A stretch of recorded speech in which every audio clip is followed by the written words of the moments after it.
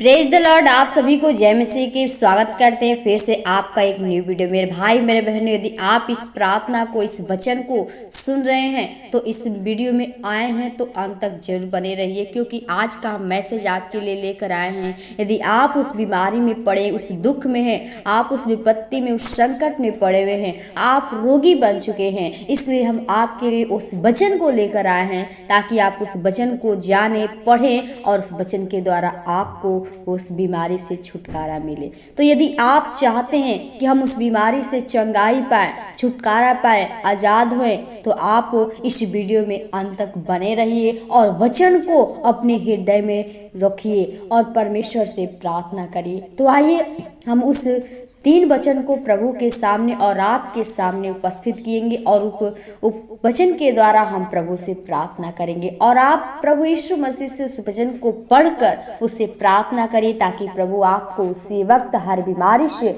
हर दुख तकलीफ से आजाद करेंगे। तो आइए हम वीडियो को शुरू करते हैं।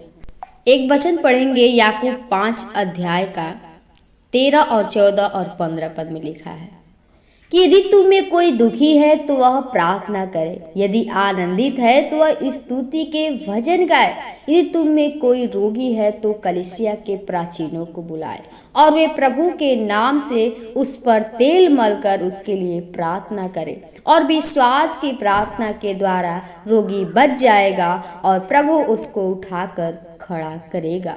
और यदि उसने पाप भी किए हो तो उनके पाप क्षमा हो जाएगी। आमीन।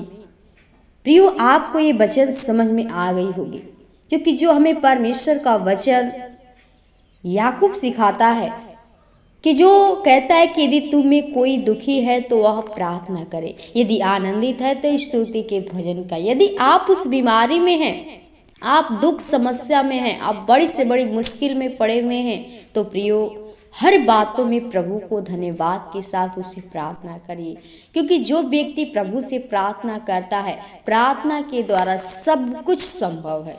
आप प्रार्थना के द्वारा सब कुछ कर सकते हैं, क्योंकि प्रार्थना ऐसी शक्ति है, ऐसा बल ताकत है जो आपको शैतान से लड़ सकते हैं। इसलिए मेरे भाई मेरे बहनों, आप प्रभु के वचन को अपने हृदय में रखिए और जो लिखा है उस वचन के अनुसार आप दुखी हैं तो प्रार्थना अवश्य करिए। और लिखा है कि यदि आनंदित है तो स्तुति के भजन गाए। यदि आप आनंदित हैं, आप खुश हैं, तो आप प्रभु के भजन करिए, प्रभु में लीन होइए।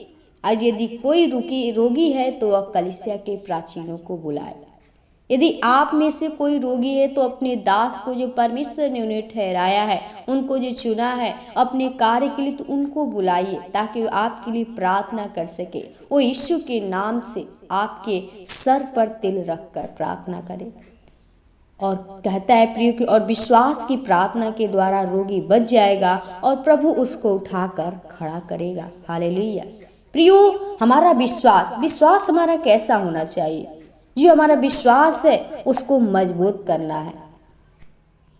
तब हम क्या होंगे कि हम उस बीमारी से आजाद होंगे, उस दुख से बचेंगे, उस रोग से बचेंगे। क्योंकि आप जानते हैं कि जो स्त्री थी वो 12 वर्ष से उसके लहू बहने का रोग था, लेकिन उसका जो विश्वास था बहुत मजबूत था। वो यीशु मसीह पे विश्वास की थी कि मैं उसके वस्त्र को छू लूंगी तो मैं चंगी हो जाऊंगी। और प्रियो, उसका जो विश्वास था, उस विश्वास के द्वारा वो चंगी हो गई। यीशु मसीह के वस्त्र छूते ही उसका जो लहू बहना था वो रुक गया।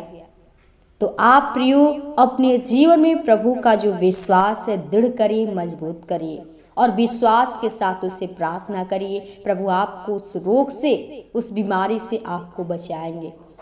और आपको उस, अगर खटिए पे पड़े हैं, आप उस चारपाई पे पड़े, तो आपको उठाकर खड़ा करेगा। और कहता है कि यदि उसने पाप भी किए हों तो उनकी भी क्षमा हो जाएगी। यदि आप उस पाप में पड़े हैं तो अपने पापों को पश्चाताप कर लीजिए, प्रभु के सामने दीन बन जाइए।